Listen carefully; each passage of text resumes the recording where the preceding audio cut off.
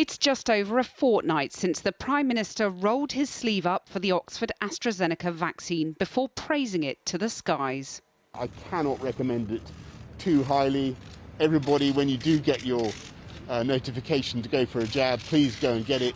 The UK has ordered 100 million doses of the jab, putting it at the heart of the country's hugely successful vaccine rollout. But fears of a very rare side effect have prompted several countries to pause or restrict its use. Tonight, we can reveal the UK medicines regulator is being urged to follow suit.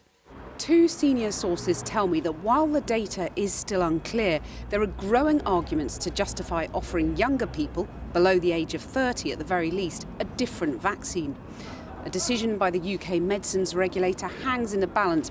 The UK regulator, the MHRA, and the Joint Committee on Vaccination and Immunisation are urgently scrutinising whether younger people, particularly women, could be at greater risk of getting a potentially fatal blood clot after the AstraZeneca jab than they are of dying from COVID.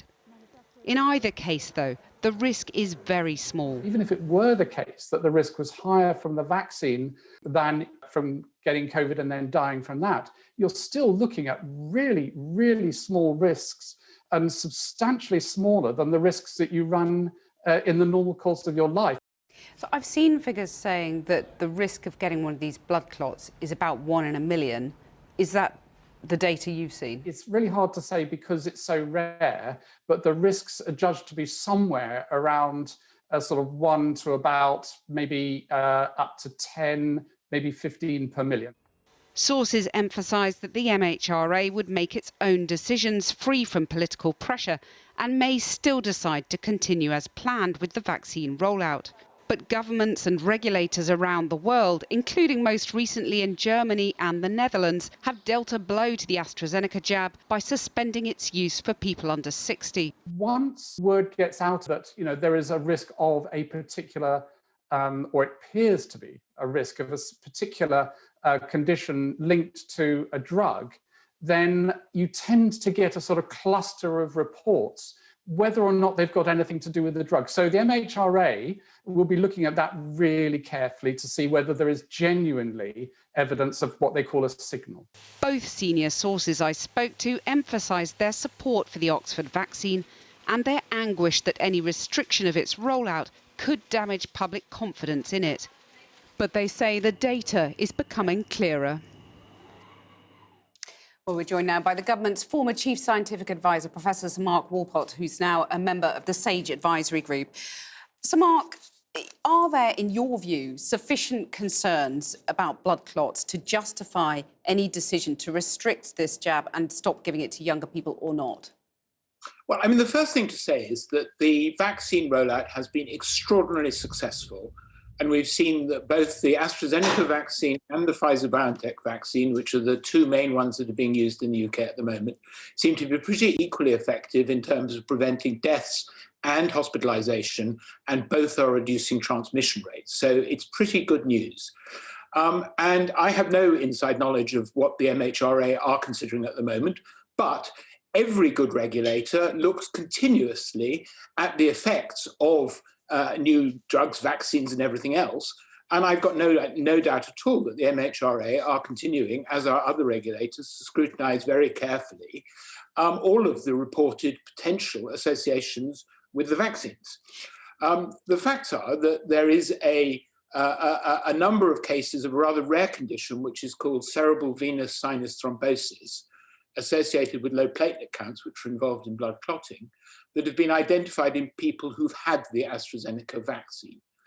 And by the 24th of March, 22 people had been identified with that, including, sadly, 7 deaths, out of 18 million people in the UK that had been vaccinated with the AZ vaccine.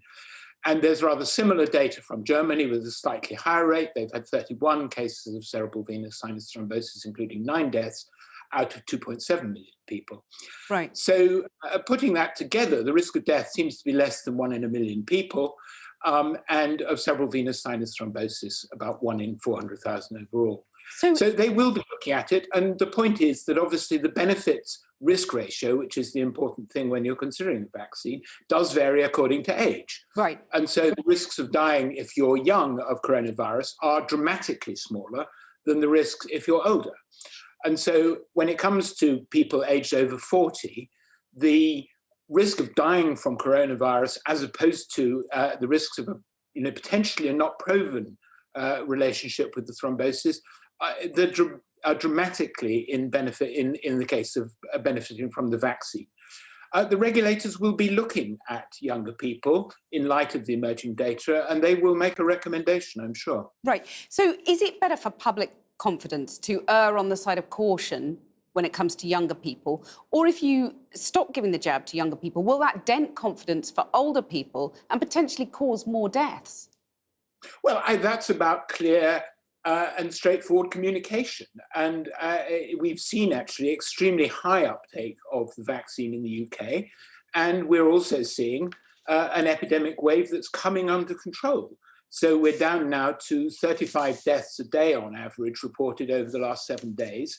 And we've seen that the vaccine rollout has been associated with very significant rate of fall in deaths and hospitalizations of older people who've had the vaccine.